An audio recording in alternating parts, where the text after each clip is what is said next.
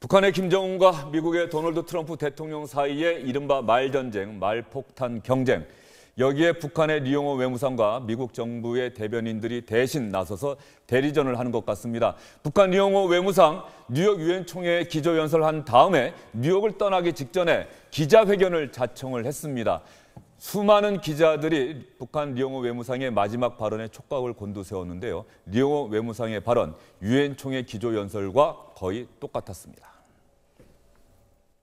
지난 며칠 동안 다 아다시피 유엔을 비롯한 국제사회는 이 조미 사이 그 말싸움이 행동으로 이어지지 않기를 간절히 서원했습니다. 그러나 트럼프는 지난 주말에 또다시 우리 지도부에 대해 오래가지 못하게 할 것이라는 것을 공언함으로써 끝내 선전포고를 하였습니다. 미국의 현직 대통령이 한 말이기 때문에 이것은 명백한 선전포고로 됩니다. 지금 유엔 총회에 참가하고 있는 모든 성원국 대표단들을 포함해서 전 세계는 이번에 미국이 먼저 우리에게 선전포고를 했다는 것을 똑똑히 기억해야 될 것입니다. 유엔 헌장은 개별적 성원국들의 자위권을 인정하고 있습니다. 미국이 선전포고를 한 이상 앞으로는 미국 전략 폭격기들이 설사 우리 영공 개선을 채 넘어서지 않는다고 해도 이미 시각에 쏘아떨굴 권리를 포함해서 모든 자위적 대응 권리를 보유하게 될 것입니다. 누가 더 오래 가는가 하는 것은 그때 가보면 알게 될 것입니다.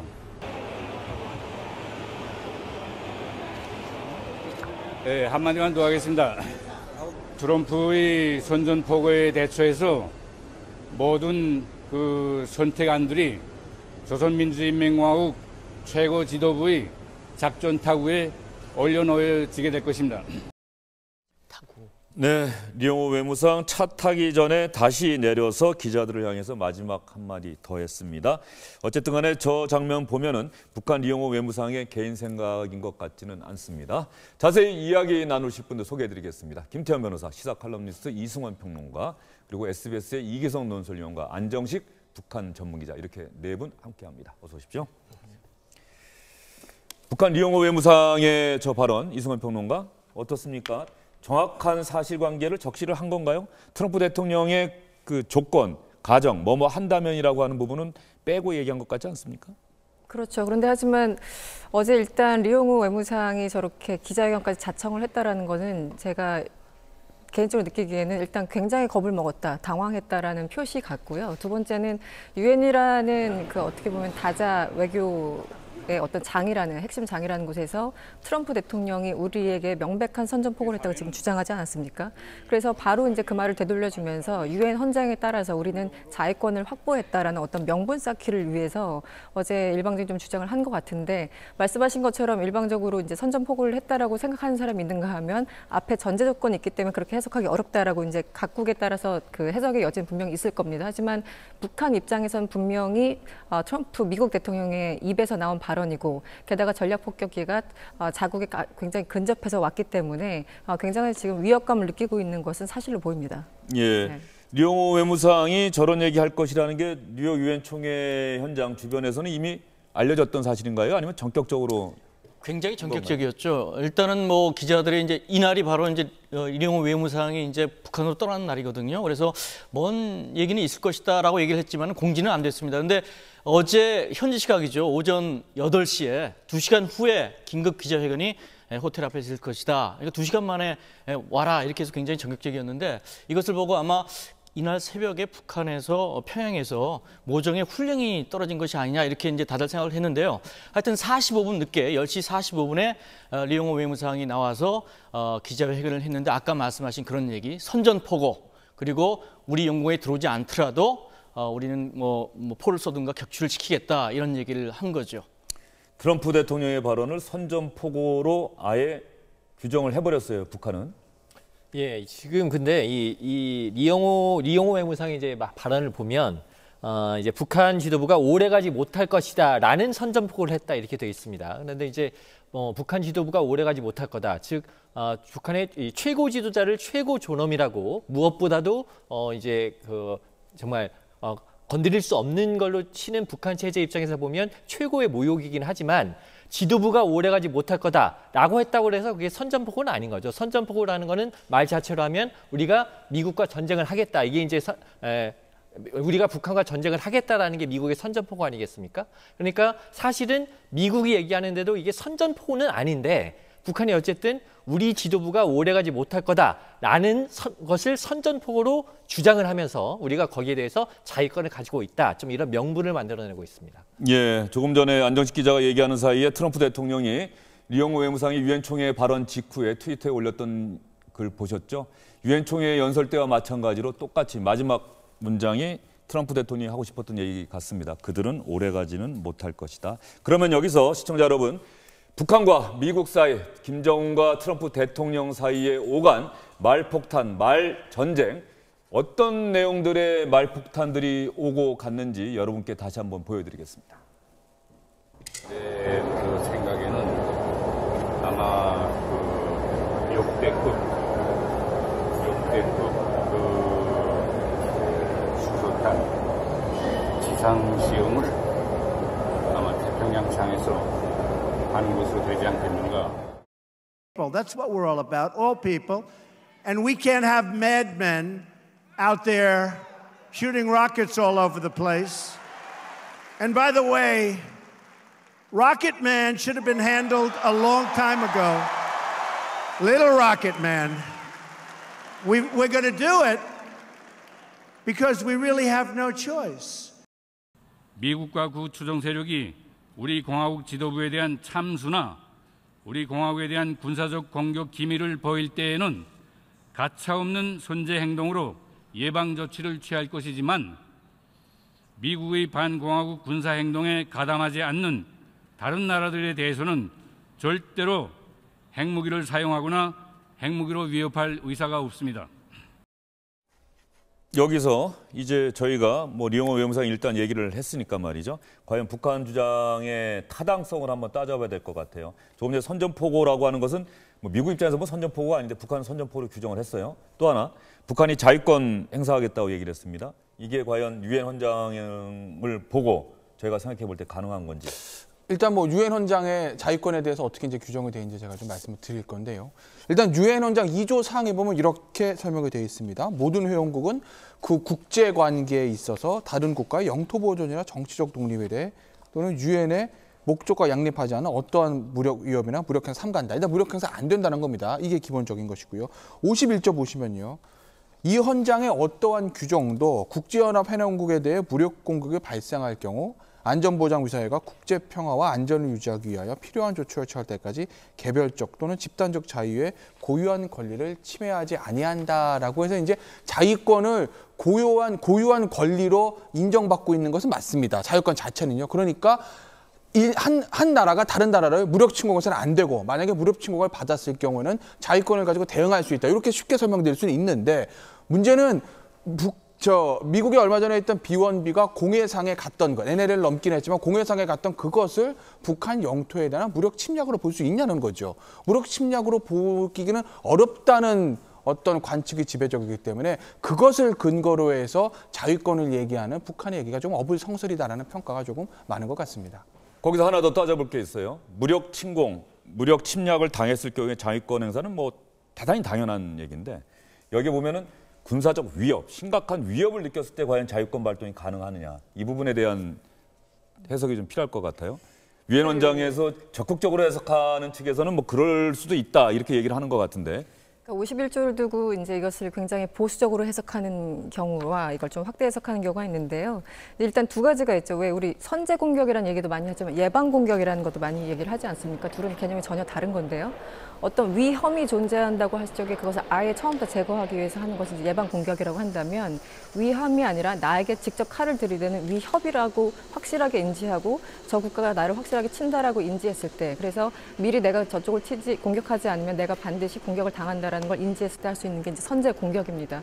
그래서 이제 선제 공격론에 대해서 최근에 뭐 NYT나 이런 외신들도 여러 가지 보도와 그 해석을 하고 있는데요.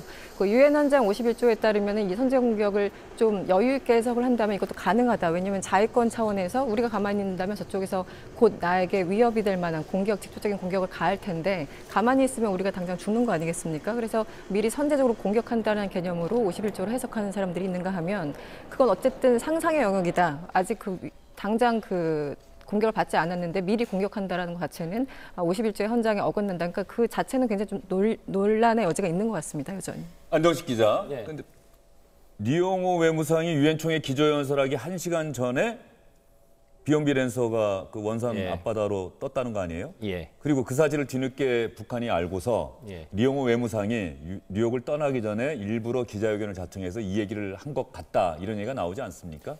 예, 그렇습니다. 이게 사실 이제 북한 리용호 외무상이 이제 비욘비 관련 얘기를 했습니다만 아직 북한의 공식적인 비욘비 출격에 대한 공식적인 뭐 성명이라든가 이런 건 안 나오고 있습니다. 이제 왜 그러냐 그 부분에 대해서 좀 추정을 해보면 일단 북한이 가지고 있는 레이더의 성능이 북한에서 한 300km 떨어진 지역에 비욘비가 출격을 했으면 그거를 탐지할 수 있는 레이더는 기본적으로 갖고 있다고 보고 있습니다. 물론 대공 미사일 레이더는 그보다 못 미치지만 탐지 거리는 된다고 보고 있는데 어쨌든 야간에 떴잖아요. 그래서 야간에 북한이 제대로 이걸 탐지를 했겠느냐라는 부분에 있어서 좀 의문이 있고요. 그래서 레이더를 24시간 가동하지 못한다면서요, 북한이? 그게 이제 뭐 어쨌든 그게 뭐 전기 문제일 수도 있고 여러 가지 수도 있는데 북한이 사실은 대공 항공 전력이 되게 약하기 때문에 이게 레이더를 멀리까지 가동해서 사실 멀리까지 가동을 한다라는 건 이상한 비행기가 뜨면 대응 출격을 하고 이게 이제 그 작전 매뉴얼에 들어 있어야 되는데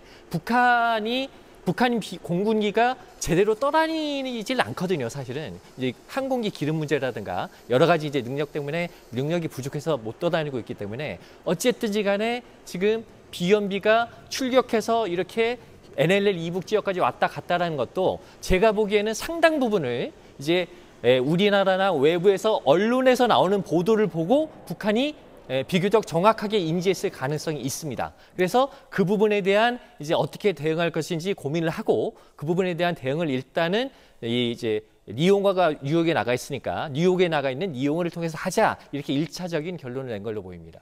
이번 리용호 외무상 발언과 관련해서 생각나는 장면이 하나 있어요. 북한이 공개한 합성 영상이 하나 있는데 네. 자신들의 미사일로 미국의 핵항공 추진 항공모함인가 핵추진 항공모함 칼빈스함을 격추시키는 장면이 있지 않습니까? 네, 그렇습니다.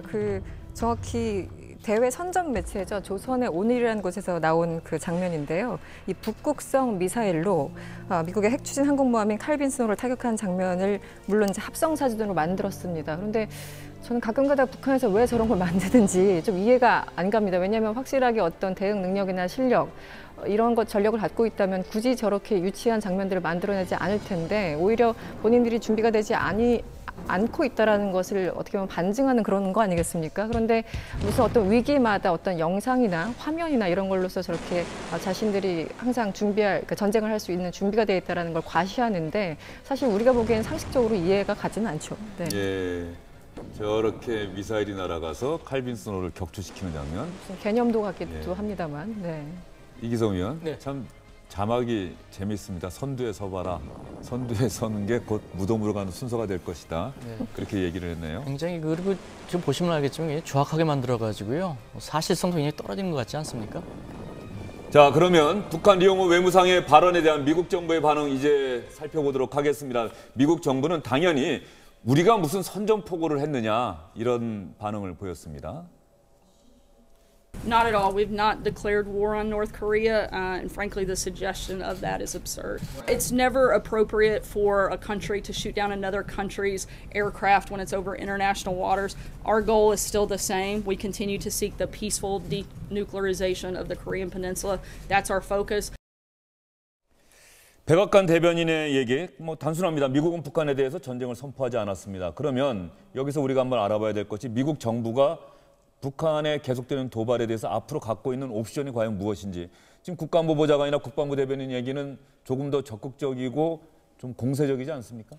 그러니까 지금 이번에 이제 비원비가 올라간 것도요. 지금 북한이 리용호 외무상을 통해서 뭐 우리 북한의 영공에 들어오지 않더라도 타격을 하겠다라고 얘기는 했습니다만 북한이 실제로 그럴 능력이 있느냐라고 본다라면은 그럴 능력이 별로 없습니다. 그러니까 이제 이번에 이제 비원비가 북한에서 한 300km 떨어진 이 동해 수역에 떴다는 건데 북한의 전투기가 300km 떨어진 지역에 가서 작전을 할 능력이 안 되고요.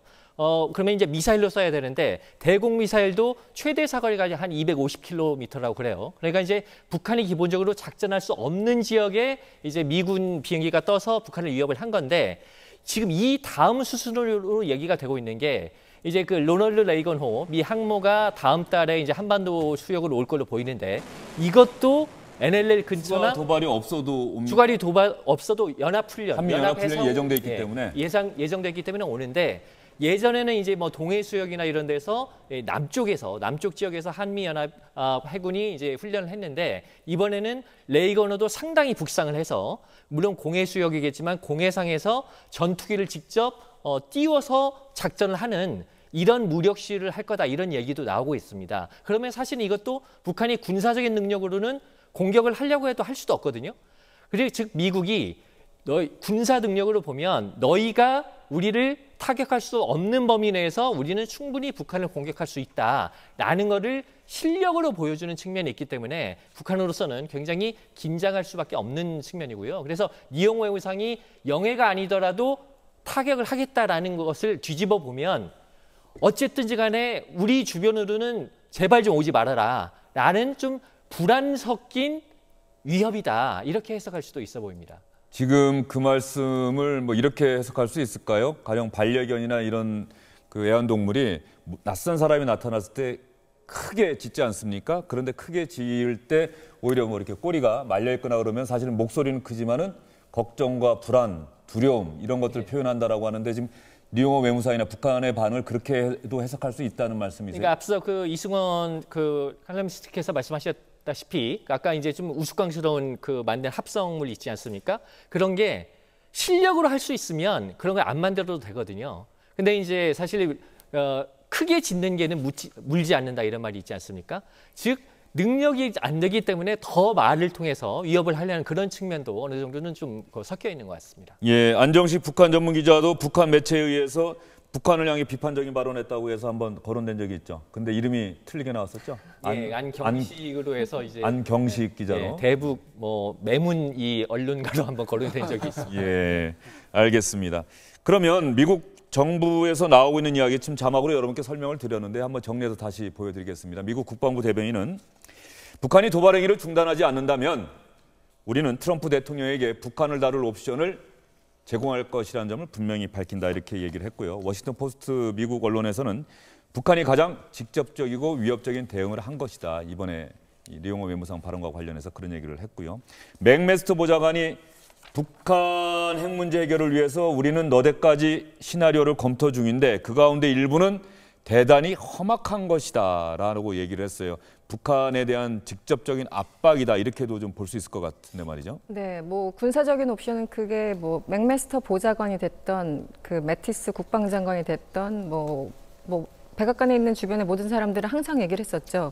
평화로운 어떤 방식을 원한다, 대화를 원한다 하지만 우리가 다른 수단이 없어적인 군사적 옵션은 항상 테이블 위에 있다. 이것은 항상 교과서적으로 늘 나오는 얘기고 어떻게 보면은 외교 관계에 있어서 당연한 얘기를 하고 있다고 봐야 되겠죠. 어떤 나라든 군사적인 옵션을 완전 배제한다. 그건 우리나라도 마찬가지입니다. 배제할 수 없는 것이죠. 이렇게 대치 상황에서는.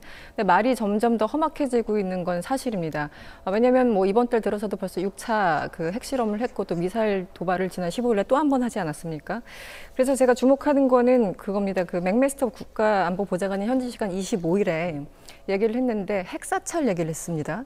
그런데 불과 한 달 전만 해도 그 국무부의 노허트 대변인은 이제 3대 가이드라인을 얘기를 했었어요. 그때는 핵 동결, 탄도미사일 동결, 그리고 동북아의 정세를 해치는 언행을 삼가라. 이 세 가지의 가이드라인을 제시해서 동결, 언행 삼가라. 그래서 굉장히 문턱을 낮췄다. 저 정도면 일단 동결만 하면은 소위 말하는 우리 협상의 입구론이라고 하죠. 얘기를 시작할 수 있다라는 거구나라는 시그널을 줬는데 그리고 이제 한 달 만에 여러 가지 도발이 있었기 때문에 이제 매티스 보좌관이 확 그 언덕을 높여버렸습니다. 그래서 핵 사찰을 받아야 되고 핵을 포기한다는 용의가 있다라는 선언까지 하라. 이렇기 때문에 어쨌든 미국 그 조야의 분위기는 굉장히 좀 강경해지고 있는 건 사실 같습니다. 예, 이런 상황에서 사실 많은 분들이 걱정하시고 답답해하시는 부분이 과연 우리 정부가 움직일 수 있는 공간이 있는 것인가? 바로 이 부분일 겁니다. 문재인 대통령 계속해서 지금은 북한에 대해서 최고의 압박을 해야 된다라고 하면서 미국, 일본과 같은 노선을 채택했지만 그러면서도 대화의 문만은 끝까지 닫지 않으려고 애를 쓰고 있는데 문제는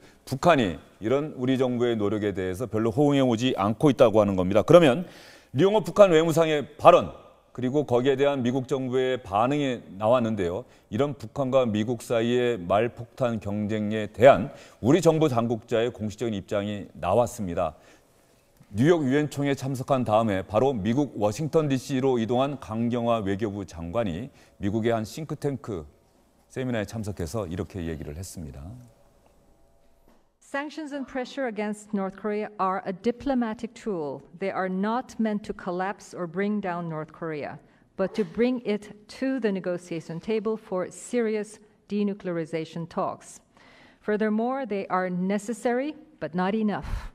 They must be accompanied by strong deterrent capabilities. Indeed, it is very likely that North Korea will conduct further provocations, and under these circumstances, it is imperative that we, Korea and the United States, together manage the situation with astuteness and steadfastness in order to prevent the further escalation of tension or any kind of accidental military clashes in the region which can quickly spiral out of control. There cannot be another outbreak of war on the Korean Peninsula. 우리 정부의 기본적인 원칙은 다시는 한반도에서 전쟁이 발생해서는 안 됩니다. 이건데 문제는 강경화 외교부 장관도 얘기했듯이 북한이 추가 도발을 감행할 가능성이 매우 높아 보인다. 그러니까 우리의 원칙은 원칙인데 다시는 한반도에서 전쟁이 나면 안 되는데 북한이 추가 도발 행위를 할 가능성이 높아 보이고 그럼 미국이 여기에 대해서 대응을 하고 그러니까 지금 사실은 그 최근에 이 북한 문제 관련해서 얘기할 기회가 참 많이 있었는데 다들 답이 없어요. 어떻게 보면 답이 없다는 게 가장 답답한 그런 현실인 건데 기본적으로 우리는 주장할 수밖에 없는 게 한국 전쟁에 대한 기억을 여전히 기억하시는 많은 분들이 있지 않습니까? 전쟁은 안 된다라는 거는 기본적으로 우리 뭐 다른 국민들은 모르겠고 우리 국민들은 당연히 갖고 있는 생각입니다. 그런데 지금 양상이 단순히 통미봉남 그런 상황이 아니라 북한이 미국을 직접적으로 위협할 수 있는 수준으로 무기 개발이 되자 정말 한국을 배제하고 북미 간의 정말 무력 충돌 가운데 한국이 그 중간에서 완전히 할 수 있는 얘기도 없이 그냥 피해를 보는 것이 아닌가라는 어떤 그런 절박함과 어떤 좌절감 이런 것들이 있는 것 같습니다. 그리고 우리 정부는 뭐 최근에 그 대북 인도적 지원 결정까지 했는데도 바로 다음 날 그 미사일 발사를 또 하지 않았습니까? 그래서 사실은 한국 정부가 할 수 있는 공간이 굉장히 좁아진 건 사실이에요. 그렇다고 해서 그렇다면 여차하면 우리도 무력 충돌을 가능하다 이렇게 얘기할 수도 없는 거 아니겠습니까? 그래서 결국은 외교, 그러니까 제재와 압박이라는 것도 외교의 일환이고 물론 이제 튼튼한 군사력이라는 게 기본이 돼야 되겠지만 그 가운데서도 우리는 지금 제재와 압박을 하고 있지만 그 이유는 당신들을 대화의 그 어떤 테이블로 끌어내기 위한 것이다. 이런 제스처를 지금 계속 보내고 있는 것 같습니다. 그런데 북한이 지금 전혀 받아들이지 않으니까 문제인 것이죠. 네. 안녕식 기자, 그러면 말이죠. 김정일 시대의 북한과 김정은 시대의 북한 우리 정부를 대하는 기본적인 관점이 달라진 건가요? 뭐 그 관점 지금 통미봉남을 전형적으로 지금 하고 있는 건 아니에요? 제가 볼 때 뭐 통미봉남이냐 이게 좀 중요한 것 같지는 않고요. 그 김일성, 김정일 시대와 지금의 가장 큰 차이는 김정일 시대까지만 해도 핵 개발이 한 40%, 50% 뭐 이제 아니면은 60, 70% 이런 정도 선이었는데 지금은 90% 이상을 넘어섰거든요. 즉 목표점이 100이면 거의 95%, 100에 가까이 가고 있기 때문에 김정은 입장에서는 이제 목전에 온 거기 때문에 다른 거 다 제껴놓고 일단은 목표점까지 올라가서 미국과 협상하겠다. 그러니까 우리나라 얘기는 우리나라 대통령의 얘기나 우리 정부에서 나온 그 어떤 얘기도 반응을 하지 않고 있잖아요. 그렇습니다. 그러니까 지금 상황에서는요. 구도 자체가 우리가 주도적으로 뭘 할 수 있는 상황은 아니고 그리고 엄밀히 말해서 지금 우리 정부가 가장 주력해야 될 부분은 우리가 주도적으로 정세를 이끌겠다 이게 아니라 이 자칫 잘못하면 무력 충돌의 위기로 갈 수 있는 상황 아니겠습니까? 어떻게든지 간에 무력 충돌을 막아야 된다. 어떤 방식으로 무력 충돌을 막아야 되느냐가 가장 정책의 우선순위가 돼야지 우리 정세를 우리가 주도적으로 가고 이거는 이제 2차적인 2순위이다 이렇게 봐야 될 것 같습니다. 그렇다고 한다면은 지금 안정식 기자의 얘기를 들어보면 결정적으로 중요한 것은 상황을 안정적으로 관리해 나가는 것인데 그 부분에서 가장 중요한 것은 미국과의 공조. 이게 미국과의 공조가 나오는 게요. 이제 표면 아주 우리가 잘 쓰는 말로 미국과의 공조인데 지금 시점에서 아주 적나라하게 얘기하면 미국한테 전쟁을 해서는 안 된다라는 걸 우리가 굉장히 강하게 강조를 해야 됩니다. 즉 대미 외교를 강화를 해서 사실은 이제 그런 일이 일어나서는 안 되겠습니다만 한반도에 전쟁이 일어난다라면 물론 북한의 도발도 도발이지만 북한의 도발을 더 이상 용인할 수 없다라는 미국의 단호한 조치 이게 전쟁으로 갈 가능성도 상당히 있는 거거든요. 그렇기 때문에 대외적으로는 좀 우리가 단호한 조치를 취해서 북한이 움찔하게 해서 북한이 도발하지 못하도록 자제를 시키되 내부적으로는 한미 간의 내부적으로 정책 담당자들 사이에서는 절대로 한반도 전쟁은 안 된다라는 걸 우리가 미국과 긴밀한 공조를 통해서 지속적으로 강조를 해야 되는 시점인 것 같습니다. 네, 어쨌든 북한이 강하게 반발하고 나선 결정적인 계기는 미국의 B-1B 랜서, 죽음의 백조로 불리는 B-1B 랜서 편대가 원산 앞바다까지 비행하고 돌아간 것, 이것이 결정적인 계기가 된 것 같습니다. 오늘 국회에서 정보위원회가 열렸습니다. 당시 북한이 과연 미국의 전략 폭격기 B-1B 랜서 편대가 원산 앞바다까지 온 것을 알고 있었는가, 그리고 과연 어떤 대응을 했는가, 이 부분에 대한 국가정보원의 보고가 있었는데요. 북한은 어떤 조치도 하지 않았다, 이런 보고가 있었던 것 같습니다. 그것을 자기들 레이더에는 잡혔는지 모르지만 징후로 봐서는 특별한 게 없었기 때문에 그 이후에 무슨 동향이 있을 거로 생각한다.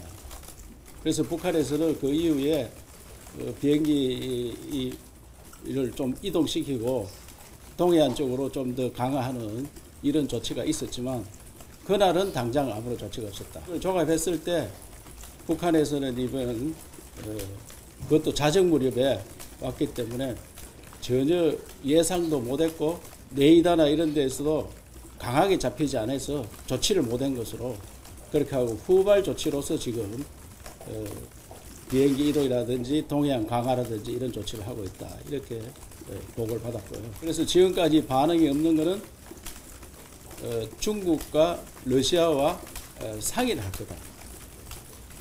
그래서 북한에서 잘 모르는 것 같아서 그 B-1B 들어가는 계적을 공개를 했다. 이렇게 미군 측에서도 어제 만나니까 이야기를 하더라고요. 이 부분은 국회 이철호 정보위원장의 발언으로 여러분이 충분히 이해를 하셨을 것 같고요. 여기서 안정식 기자 나왔으니까 또 이승원 평론가 나왔으니까 이번 추석 연휴에 많은 분들이 또 기자들 가족에 가거나 그러시면 질문하실 거예요. 이러다 전쟁 나는 거냐? 정말 괜찮은 거냐? 지금 많은 분들이 늘 만나면 그 질문 하지 않습니까? 특히 안정식 기자는 그 질문 많이 받을 것 같은데. 여기저기서 제가 그 질문을 많이 받는데요. 제가 제가 할 수 있는 모범 답안을 이렇게 마련을 했습니다. 전쟁이 안 나도록 노력을 해야 되죠. 그렇기 때문에 한마디만 더 덧붙이자면 우리 정부가 지금 가장 주력해서 생각을 고민해야 될 부분은 어쨌든 위기가 점점점 높아져서 더 정점에 갈 텐데 우리가 94년 한반도 위기 때 카터 전 미국 대통령이 북한에 가서 김일성과 일정 정도 합의를 이끌어내면서 94년 1차 핵 위기 때 클린턴 미국 대통령이 그 영변 핵시설 폭격을 생각을 하고 있었죠. 당시 카터의 방법으로 위기가 반전이 됐는데 이를테면 어쨌든 위기가 최고조에 갔을 때 우리가 어떤 방식으로 그 위기를 탈피할 것인가 라는 것에 대한 고민을 우리 외교안보 담당자들이 지금 좀 심각하게 해야 될 부분인 것 같습니다. 정보위원장 브리핑 가운데 한 가지 저는 주목할 만한 부분이 지금 북한 군도 말이죠. 선조치 후 보고가 아니라 선 보고 후 조치 이렇게 했다. 이것은 혹시라도 이것이 불행한 사태나 예상되지 못한 상황으로 전개되는 것을 북한도 우려하고 있다. 이런 얘기로 그 얘기를 했거든요. 그건 그나마 좀 다행인 겁니까? 다행이죠. 네, 왜냐하면 현장에서 오판을 할 수도 있고 아니면은 여러 가지 그 국제적으로 문제가 있더라도 이게 사실은 전쟁이 확전되고 전면전으로 가는 게 가장 큰 문제 아니겠습니까? 그래서 저도 오늘 인상 깊었던 그 국정원의 보고 보니까 보고를 먼저 하고 나중에 후조치하라는 어떤 북한 내부에서도 굉장히 강력한 가이드라인이 있다라는 거가 그나마 좀 안심이 되고요. 저는 이번에 그 B1B가 그 북쪽으로 굉장히 가깝게 근접했는데 보통은 그 괌에서 이렇게 날라오면 우리나라의 어떤 그 공군력이나 아니면 일본의 자위대가 같이 이제 호위를 하면서 가는 게 일반적이었는데 이번에 단독으로 군사 행동을 하지 않았습니까? 이제 그런 것 자체가 굉장히 우발적인 어떤 충돌 상황을 야기할 수 있기 때문에 이런 상황은 우리 정부가 제발 좀 중간에서 좀 중재를 해야 되는 그런 상황이 아닌가라는 생각이 듭니다. 네, 지금까지 북한과 미국 사이의 말폭탄, 말전쟁 사이에서 고조되고 있는 한반도 긴장 상황과 관련해서 여러분께 설명을 드렸습니다. 안정식 북한 전문 기자도 이러다가 한반도에 전쟁이 나는 것 아니냐는 질문에는 전쟁이 나지 않도록 해야 한다는 모범 답안 준비하고 있다고 얘기를 했습니다.